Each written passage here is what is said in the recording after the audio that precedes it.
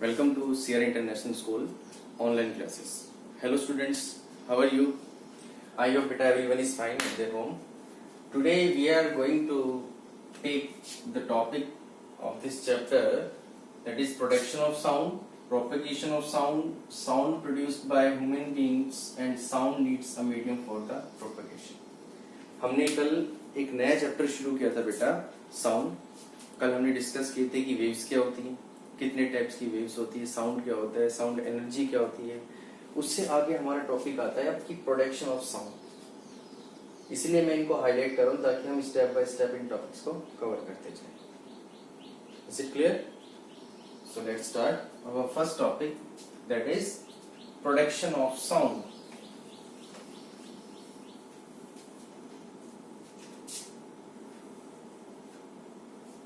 A sound is always produced by a vibrating object. कोई भी sound जब हम प्रोड्यूस करते हैं तो वो हमेशा एक वाइब्रेटिंग ऑब्जेक्ट से प्रोड्यूस होता है बेटा. Means a non vibrating object never produce a sound. मतलब अगर आपको साउंड प्रोड्यूस करवाना है तो कंडीशन क्या होगी, वो ऑब्जेक्ट क्या करना चाहिए, वाइब्रेशन करना चाहिए. वाइब्रेशन का मतलब क्या होता है, पहले आपको वाइब्रेशन का मीनिंग पता होना चाहिए. सपोज करो मेरे पास ये एक थ्रेड है, ठीक है, सपोज ये रबड़ है मेरे पास एक, तो मैंने इसको जैसे प्लग किया यहाँ पर, प्लग करते के साथ आपने देखा होगा उसके अंदर वाइब्रेशंस होती है, बैक एंड फोर्थ डायरेक्शन के अंदर उसका मोशन शुरू हो जाता है. तो वाइब्रेशन की जो अगर हम डेफिनेशन बताएं इसमें, the back and fourth motion of an object from its mean position is called vibration. कोई भी स्ट्रिंग होती है अगर हमारे पास, जैसे सिंपल सा एग्जांपल है, अगर हम गिटार, ठीक है, गिटार के अंदर स्ट्रिंग्स लगी हुई होती है बेटा, इस तरह की स्ट्रिंग्स होती है गिटार के अंदर. क्लियर?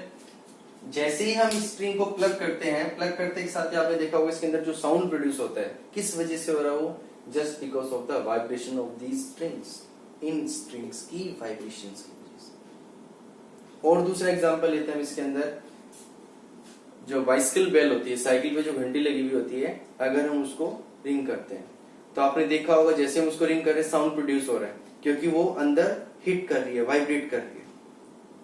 क्लियर? ये मैं एक एक्सपेरिमेंट बता रहा हूँ कि आप इसको घर पे भी करके देख सकते हैं. आप कंटिन्यूसली रिंग कर रहे हैं, आवाज प्रोड्यूस होती जा रही है, साउंड प्रोड्यूस होता जा रहा है. जैसे आप उसके ऊपर हाथ रखते हो, आवाज एकदम से बंद हो गई. जो साउंड प्रोड्यूस हो रहा था, गूंज रही थी आवाज, अब वो एकदम से बंद हो गई. रीजन क्या हुआ उसका, क्योंकि हमने उसकी वाइब्रेशंस को स्टॉप कर दिया. स्कूल में जो मैनुअल बेल होती है ना, जब हम उसको हिट करते हैं बेल को, तो देखा होगा हिट करने के बाद भी आवाज गूंजती रहती है, और जैसे ही आपने उसको पकड़ लिया और पकड़ते के साथ ही आवाज बंद हो गई. क्यों? क्योंकि हमने उसकी वाइब्रेशन स्टॉप कर दी. क्लियर हुआ? तो back and fourth motion of an object around its about it's mean position, rest position से बैक एंड फोर्थ मोशन जो स्टार्ट होता है उसको हम वाइब्रेशन बोलते हैं. घर पे चिमटा है जो हम यूज करते हैं, अगर आपने देखा, अगर आप उसको अगर हिट करते हो, ठीक है, हिट करते के साथ उसके दोनों एंड वाइब्रेट करना शुरू कर देते हैं. वो क्या कर रहे हैं, बैक एंड फोर्थ मोशन, कहां से, अपनी मीन पोजीशन से. मीन मतलब अनडिस्टर्ब पोजीशन पे जो रखे उस पोजीशन से वाइब्रेशन करना शुरू कर देते हैं, उसको बोलते हैं वाइब्रेशन. तो याद रखना बेटा, sound always produced by a vibrating object. A non-vibrating object never produces a sound. जितने भी म्यूजिकल इंस्ट्रूमेंट है सबके अंदर वाइब्रेशंस प्रोड्यूस होती है. अगर हम बात करें किसी तबले की या ढोलक की, तो उसमें स्ट्रेच्ड मेम्ब्रेन होती है, जैसे हम उसको हिट करते हैं वो मेम्ब्रेन वाइब्रेट करना शुरू कर देती है. फ्लूट जो हम यूज करते हैं, जब हम उसमें एयर पास कराते हैं तो जो उसमें होल्स होते हैं ऊपर, उसमें से भी एयर वाइब्रेशंस करना शुरू करती है, by which it produce the sound. Clear हुआ? तो याद रखना हमेशा, sound is always produced by the vibrating object. A non vibrating object never produce a sound. कभी भी नॉन वाइब्रेटिंग ऑब्जेक्ट साउंड को प्रोड्यूस नहीं करेगा. Is it clear? Second point आता है इसके अंदर बच्चे, propagation of sound. Propagation of sound. Propagation of sound का मतलब क्या होता है कि साउंड प्रोपेगेट कैसे करता है। प्रोपेगेट का मतलब हो एक तरह से बेटा ट्रेवल, साउंड ट्रेवल कैसे करता है। तो इसके पीछे कंसेप्ट है कि देखो जब तक साउंड ट्रेवल नहीं करेगा तब तक हम किसी की आवाज सुन ही नहीं सकते। अगर मैं बोल रहा हूं और मेरे सामने अगर कोई पर्सन है वो मेरी आवाज सुन रहा है तो इसका मतलब क्या हुआ, जो मेरे थ्रू साउंड प्रोड्यूस हो रहा है वो ट्रेवल करके तो वहां तक जा रहा है। Sound always propagate in the 3 types of medium, क्योंकि बिना मीडियम के साउंड ट्रेवल कर ही नहीं सकता बेटा। और प्रोपेगेशन ऑफ साउंड के केस में सबसे बड़ी चीज क्या होती है, देखो इसको थोड़ा ध्यान से समझना। सपोज करो मेरे पास ये एक साउंड प्रोड्यूसिंग ऑब्जेक्ट है जिसमें से साउंड प्रोड्यूस हो रहा है, ठीक है जी। कल भी मैंने आपको बताया था कि वेव्स जो होती है, लॉन्गिट्यूडिनल वेव्स, ट्रांसवर्स वेव, उनमें एयर के पार्टिकल्स होते हैं जो क्या करते हैं, वाइब्रेट करते हैं, carry the energy from one point two another point, energy को कैरी करके आगे ट्रांसफर करते जा रहे हैं।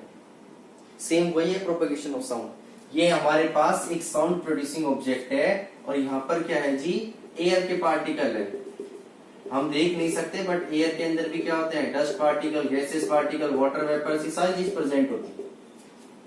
अब साउंड मैंने भी ऊपर क्या बताया था, हमेशा एक वाइब्रेटिंग ऑब्जेक्ट के थ्रू प्रोड्यूस होता है। इसमें वाइब्रेशंस होगी अगर साउंड प्रोड्यूस होगा तो जैसे ही ये वाइब्रेशन इन पार्टिकल से स्ट्राइक करती है, ये पार्टिकल भी क्या करना शुरू कर देते हैं, they also start vibration. The particles of air means just like the gas molecules, water vapors, they also start vibrate and transfer the energy from one particle to another particle. अगले particle को energy वो transfer करते चले जाते हैं और फिर last में जब वो लिसनर तक पहुंचते हैं, लिसनर मतलब जो उसको सुन रहा है, तो हमारे भी ईयर के अंदर बेटा ईयर ड्रम होता है। जैसे ही ये पार्टिकल्स के साथ जो वाइब्रेशन आ रही है वो हमारे ईयर ड्रम के ऊपर फॉल होती है, तो हमारा ईयर ड्रम भी वाइब्रेट करना शुरू कर देता है, by which we can easily hear the sound, जिसके थ्रू हम उस साउंड को सुन सकते हैं। क्लियर हुआ कि जब भी साउंड किसी भी ऑब्जेक्ट से या किसी भी बॉडी से प्रोड्यूस होता है तो उसके अंदर वाइब्रेशंस होती है। अब जब वो वाइब्रेशंस एयर के अंदर जो पार्टिकल प्रेजेंट है उनसे स्ट्राइक करती है, एयर के अंदर कौन सी वेव ट्रेवल करती है, air means gas, only longitudinal wave. कौन कौन से 2 रीजन बताए थे मैंने आपको लॉन्गिट्यूडिनल वेव के अंदर, एक बताया था कंप्रेशन और एक बताया था रेयरफेक्शन। कंप्रेशन में पार्टिकल्स पास पास आ रहे हैं, रेयरफेक्शन में पार्टिकल्स दूर दूर जा रहे हैं। तो जो वाइब्रेशंस है वो इसी तरह से ट्रांसफर होती है, एक बार कंप्रेशन रीजन, फिर रेयरफेक्शन दूर लेके जा रहा है, फिर कंप्रेशन, फिर रेयरफेक्शन उसको आगे लेकर जा रहा है। और लास्ट में जब वही वाइब्रेशन हमारे ईयर ड्रम पर फॉल होती है, then we can hear that sound which is produced by the sound producing object. Clear हुआ? तो that is the propagation of sound. इसी तरह साउंड क्या करता है, प्रोपेगेट करता है। Sound needs a medium. कल भी मैंने आपको बताया था कि जो साउंड वेव है, कौन सी वेव होती है बेटा, वो मैकेनिकल वेव।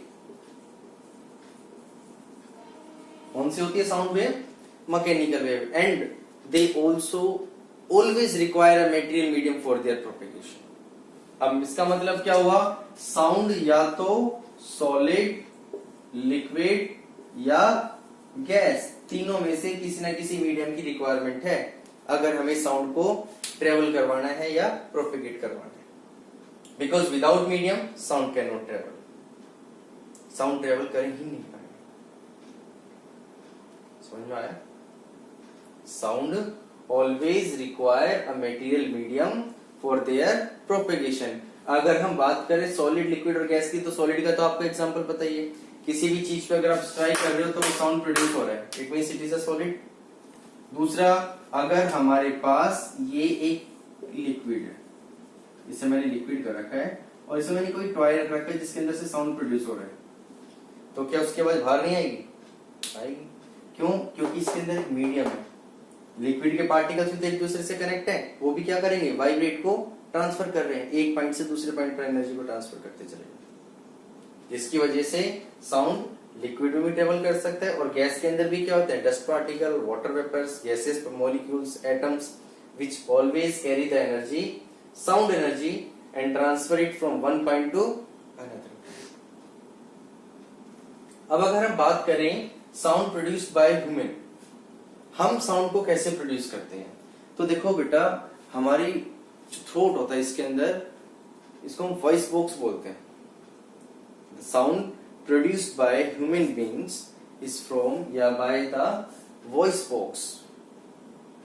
जो भी वॉइस बॉक्स है हमारा, उसमें से साउंड प्रोड्यूस होता है। अब देखो, इसको एक सिंपल सा एग्जांपल अगर ले, अगर हम अपने गले पे हाथ लगाते हैं, मैंने हाथ लगाया यहाँ पर, और मैं कोई साउंड प्रोड्यूस कर रहा हूँ, जैसे बोल रहा हूँ ओ, तो इसमें आप खुद फील करके देख सकते हो, आपको यहाँ पर एक वाइब्रेशन फील होगी। कैसी फील होगी?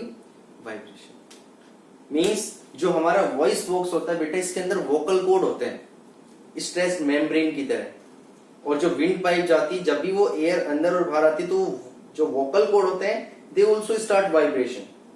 जब वो वाइब्रेशन कर रहे हैं, इसका मतलब देख क्या प्रोड्यूस कर रहे हैं, वो साउंड प्रोड्यूस कर रहे हैं। अगर बिल्कुल स्ट्रेच्ड है वोकल कॉर्ड, अगर वोकल कॉर्ड टाइट है बिल्कुल और वो स्ट्रेच है, तो जो साउंड प्रोड्यूस होगा बेटा, वो होगा हाई फ्रीक्वेंसी का शार्प साउंड, श्रिल साउंड जिसको बोल सकते हैं। कब? जब वॉइस, जो वोकल कॉर्ड है हमारे, वो टाइट है बिल्कुल। जैसे फीमेल छोटे बच्चे होते हैं, उनकी आवाज श्रिल साउंड होता है बेटा, क्योंकि फ्रीक्वेंसी क्या होती है? ज्यादा होती है। और वहीं पर अगर मसल्स लूज हो जाती है, तो वही वोकल कॉर्ड लूज हो जाते हैं बेटा। जब मसल्स रिलैक्स होती है ना यहाँ की, तो वोकल कॉर्ड लूज हो जाते हैं। उसमें से जो साउंड प्रोड्यूस होता है उनकी वाइब्रेशंस के थ्रू, वो होता है फीबल साउंड। मींस वो जो साउंड होता है वो लो फ्रीक्वेंसी का साउंड प्रोड्यूस होता है, श्रिल साउंड नहीं होता उसके अंदर। सो इसी तरह से जब हम बोलते हैं, तो आपने देखा होगा, हम जब ब्रीथिंग करते हैं तो सांस अंदर जा रही है, ये मतलब एयर अंदर आ रही है और एयर बाहर जा रही है कंटिन्यूसली। उससे क्या होता है, जब विंड पाइप के थ्रू एयर अंदर और बाहर आती है, तो वोकल कॉर्ड के ऊपर एक प्रेशर लगता है, जिससे वोकल कॉर्ड वाइब्रेट करना शुरू कर देते हैं, है ना। That's why they produce the sound. अब आपने कभी देखा हो, जैसे कई बार बोलते हैं ना, जैसे हमारा गला बैठ गया होता है ना ऐसा, या खराश हो रही है, उसमें क्या होता है, जो वोकल कॉर्ड होते हैं वो फ्रीली मूव नहीं कर पाते हैं, वोकल कॉर्ड अटैच हो जाते हैं यहाँ पर। जिससे क्या होता है, हम बोलते हैं मगर हमारी आवाज, कहते हैं ना गला बैठ के आवाज बिल्कुल आनी बंद हो जाती है, क्योंकि वो वोकल कॉर्ड की वाइब्रेशन ही नहीं हो रही वहां। क्लियर हुआ? That is the concept how a human beings produce the sound by using the voice box. और वॉइस बॉक्स के अंदर ये सारा फिनोमेना होता है कि जो वोकल कॉर्ड है वो वाइब्रेट कर रहे हैं, और उनकी वाइब्रेशन से ही क्या प्रोड्यूस हो रहा है? साउंड प्रोड्यूस हो रहा है। आपने देखा होगा, जैसे आपके आसपास अगर कोई हनी बी है ना, या कोई वाष्प है, मतलब मधुमक्खी है, या कोई ततई है, या कोई मच्छर है, तो एक साउंड प्रोड्यूस होता है जी, बजिंग साउंड बोलते हैं जिसको। क्यों? क्योंकि उनकी जो विंग्स है वो कंटिन्यूसली क्या कर रहे हैं? वाइब्रेट कर रहे हैं। और जब जो चीज वाइब्रेट करेगी, ऑब्वियसली बात है क्या प्रोड्यूस करेगी? वो साउंड प्रोड्यूस करेगी। क्लियर? Very good. नेक्स्ट इसके अंदर आता है बेटा case of moon. Means case of moon का एग्जांपल क्यों ले रहा हूं मैं यहां पर, कि अगर कोई भी पर्सन आउटर स्पेस पे जाता है या मून पे जाता है, that is unable to talk to each other directly, वो एक दूसरे से सीधा बात नहीं कर सकते। Astronauts who lands on the moon does not talk to each other directly. Reason क्या है बेटा? क्योंकि उस जगह पर कोई भी एटमॉस्फेयर प्रेजेंट नहीं है। अब जब एटमॉस्फेयर प्रेजेंट नहीं है, तो फिर क्या होगा उससे? वहां पर कोई पार्टिकल ही नहीं है जो उनकी साउंड एनर्जी को कैरी करके एक जगह से दूसरी जगह ले जा सके। भाई सपोज करो मेरे पास ये साउंड की एनर्जी है और मुझे इसको यहां पहुंचाना है, बीच में कोई मीडियम ही नहीं है, तो यहां पहुंचेगी कैसे? नहीं पहुंच पाएगी। यहीं पर अगर एयर के पार्टिकल हो या कोई भी लिक्विड या सॉलिड के पार्टिकल हो, अब ये इनके थ्रू कहां पहुंच सकती है? वहां पहुंच सकती है। बट जो मून है या आउटर स्पेस है, वहां तो कोई एटमॉस्फेयर ही नहीं है। So due to the absence of atmosphere they are unable to talk to each other directly. तो वो क्या करते हैं? They use the radio waves. Radio waves electromagnetic wave, जिसको किसी भी तरह के मटेरियल मीडियम की रिक्वायरमेंट नहीं होती। They can easily travel through the vacuum. और यही से कंसेप्ट बनता है बच्चे कि why sound does not travel through vacuum. Sound vacuum के थ्रू ट्रेवल क्यों नहीं करता? Simple, because there is no material medium. वहां किसी तरह का कोई मटेरियल मीडियम प्रेजेंट नहीं है। That's why sound does not travel through vacuum. Sound को ट्रेवल होने के लिए किस चीज की रिक्वायरमेंट होगी? हमेशा एक मटेरियल मीडियम की रिक्वायरमेंट होगी। अगर मटेरियल मीडियम होगा तो साउंड इजिली ट्रेवल करेगा, अगर मटेरियल मीडियम नहीं है तो साउंड ट्रेवल नहीं कर पाएगा। Is it clear?